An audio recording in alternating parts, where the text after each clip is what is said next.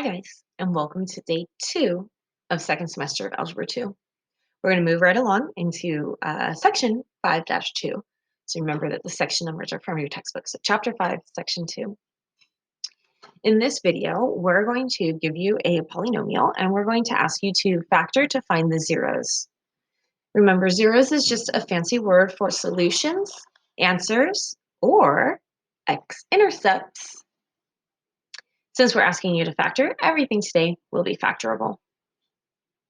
Here is my first example.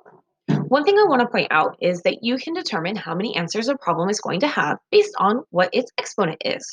So in this problem, since my biggest exponent is x to the third, that means that this question will have 3 answers. So I want to make sure that I'm factoring and finding 3 numbers. I'm going to start by factoring out a GCF. Now, factoring book was something that we made first semester. So if you still have your factoring book, you want to take that out and you can reference it during this chapter. If you didn't make a factoring book and you just took notes on factoring, I would find those notes on factoring, and they're definitely going to be helpful for this chapter as well. All right, after I took out my GCF, I see that I have a trinomial, so I'm going to do x box, specifically just the x, not the box today. And so I put the last number on top, middle number on the bottom, and 2 numbers that multiply to make -15 and add to make -2 are -5 and +3.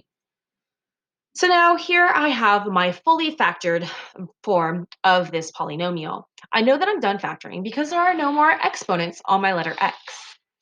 Also, I very clearly have 3 separate parts, which is where I'm going to get my 3 different answers from. To get your answers, you're going to set each individual part equal to 0. So I'm going to do x equals 0. I'm going to do x plus 3 equals 0. When I do that, I'm going to subtract the 3 to the other side, and that's where this -3 came from. And finally, I'm going to do x minus 5 equals 0, and then I'm going to add the 5 to the other side, and that's where this +5 came from. Essentially, what happened was when you have a GCF of x, you're going to get an answer of 0. And then for the parentheses, you're basically just changing the signs because you need to move them to the other side, and that will change the signs.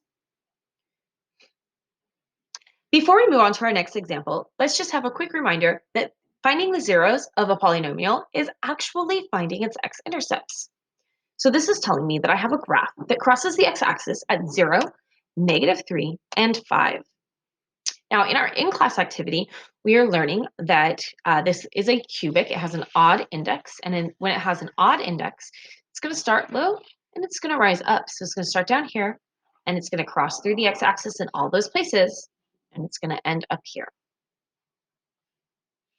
All right, let's try one more with factoring just to make sure that we feel good about it. So here's my next problem. Again, you can notice that there's a GCF of x. And then I do x box. So 2 numbers that multiply to make -12 and add to make -1 are -4 and +3. This again is the factored version. This is not my final answer. These are not the zeros.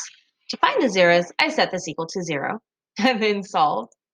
Remember, we should get 3 answers because my exponent was x to the third. One of them will be the number 0 because there was a GCF. My other 2 answers are going to be -3 and +4 because we move them to the other side. Okay? Much like the example that we had just done, if I were to graph this, I would get a cubic equation that is crossing the x-axis at 0, -3, and 4. Again, it's going to start low and end high. This concludes our first video today, finding zeros.